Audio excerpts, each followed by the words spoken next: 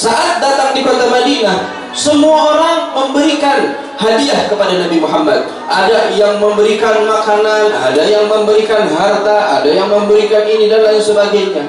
Datang daripada salah satu orang wanita yang salihah, yang begitu mulia, bingung ingin datang ke Nabi Sallallahu Alaihi Wasallam, tak punya apa-apa, hanya punya anak yang usianya baru sekitar 9 tahun saat itu.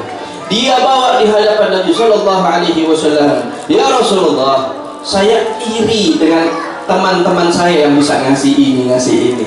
Saya nggak punya apa-apa ya Rasulullah. Saya cuma punya anak ini ya Rasulullah.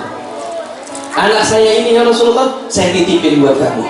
Terserah mau diapain. Jadikan anak ini sebagai pembantu lah, apalah. Yang penting anak ini ada di samping kamu." Lihat, ya ini ibu yang cerdas. Ya kan, ibu yang cerdas.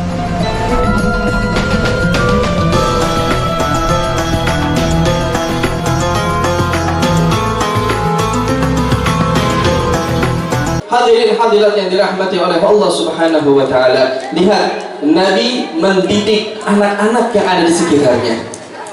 Nabi dengan keagungannya, Nabi diutus oleh Allah itu di usia 40 tahun. Nabi diutus oleh Allah berapa? Di usia 40 tahun. Nabi hijrah ke kota Madinah itu usianya sudah 53 tahun.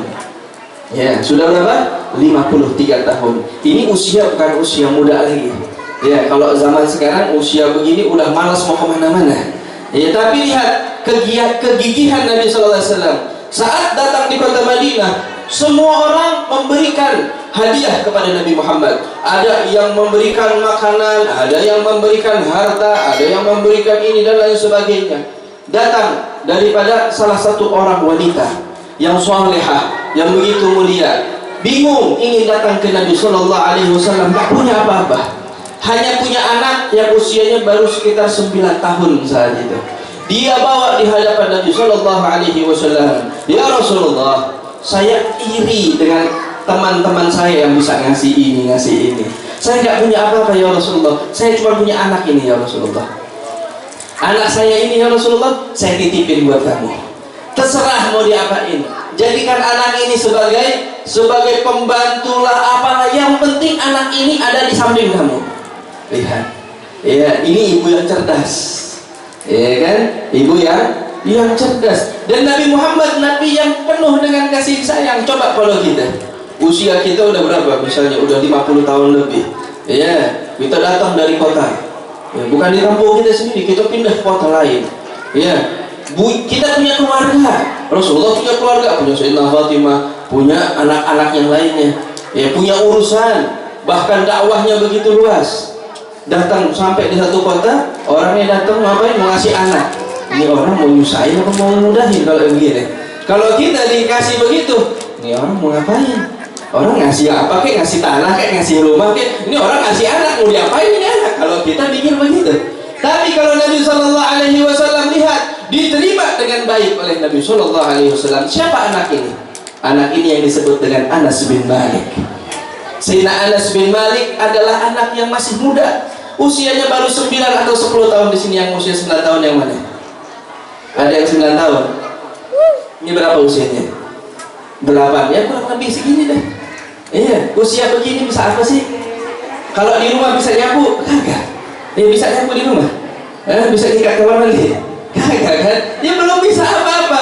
Usia baru 9 tahun masih diurusi sama orang tuanya. Tapi ini telah diserahkan anak ini. Tapi penyerahannya dengan niat apa? Dengan niat yang dititipkan oleh Nabi Sallallahu Alaihi Wasallam.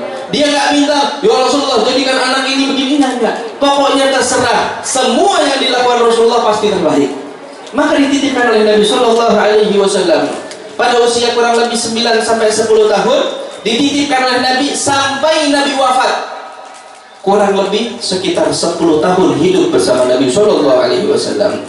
Dikatakan oleh Sayyidina Anas bin Malik, "Wallahi demi Allah, dari awal aku bersama Nabi sampai beliau wafat, saya nggak pernah melihat wajahnya Nabi marah kepada saya. Padahal berapa kesalahan yang telah saya lakukan, Berapa hal yang mungkin saya lakukan tidak sesuai dengan apa yang diminta oleh Nabi Shallallahu Alaihi Wasallam, tapi didikannya Rasul Shallallahu Alaihi Wasallam yang membuat Sayyidina Anas bin Malik menjadi kibarus sahabat.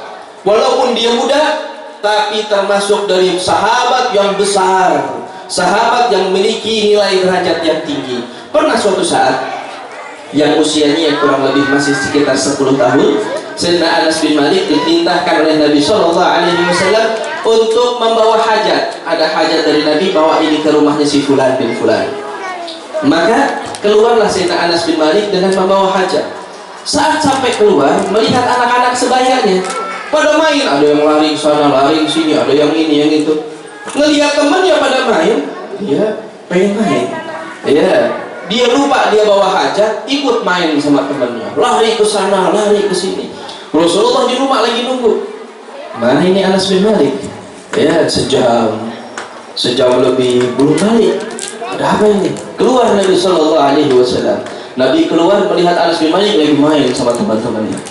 Ya, Nabi Shallallahu Alaihi Wasallam ngelihat begini, nggak langsung marah. Coba kalau kita, ya baru nyuruh anak kita, tolong beliin ya gula di warung. Tahu-tahu mampir dulu dia main PS sama temannya. Ya, kira-kira kita pas ngelihat begitu gimana?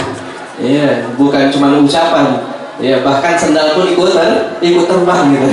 Ya kan? Kenapa? Melihat anaknya nggak turun, disuruh begini malah main.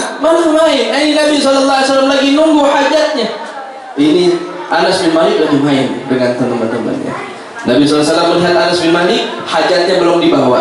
Ya, dan Anas bin Malik masih main di situ. Disamperin sampai di belakang Anas bin Malik, ditutup matanya oleh Nabi SAW dari belakang. Tapi Rasul Shallallahu Alaihi Wasallam ini indah, wangi, lembut. Ya, sampai dikatakan Rasul Shallallahu Alaihi Wasallam kalau sudah masuk ke suatu jalan, ke suatu gang, udah jalan nih, ngelewatin satu gang, itu sampai berjam-jam bau wanginya Nabi Muhammad masih ada. Misalnya Nabi Muhammad datang ke suatu rumah, itu dari pagi sampai malam baunya Nabi Muhammad di rumah itu nggak hilang.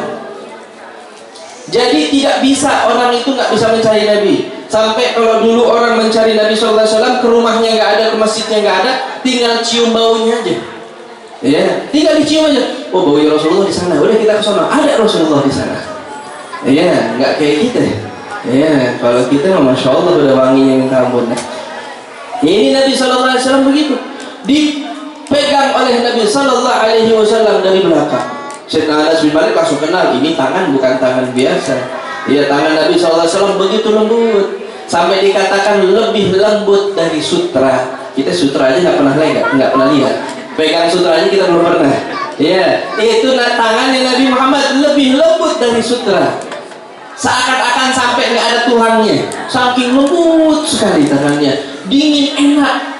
Ya, itu menempel di wajahnya Sayyidina Anas bin Malik, tahu kalau ini adalah tangannya Rasul Sallallahu Alaihi Wasallam. Nabi mengatakan, siapa ini? Sambil mengatakan, bercanda dengan Sayyidina Anas bin Malik, siapa ini? Sayyidina Anas bin Malik, man hada? Seakan-akan nggak tahu.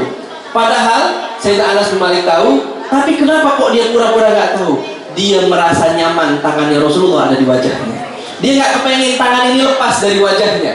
Terus diusel-usel wajahnya Sayyidina Anas bin Malik di tangannya Nabi Muhammad Sallallahu Alaihi Wasallam.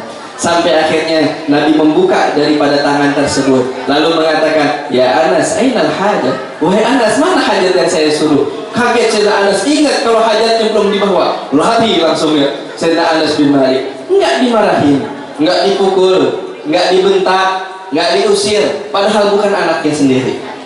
Padahal orang yang dititipkan di rumahnya. Ya, istilahnya kalau kita ini orang, ini anak kalau nggak bantu nyusahin doang istilahnya.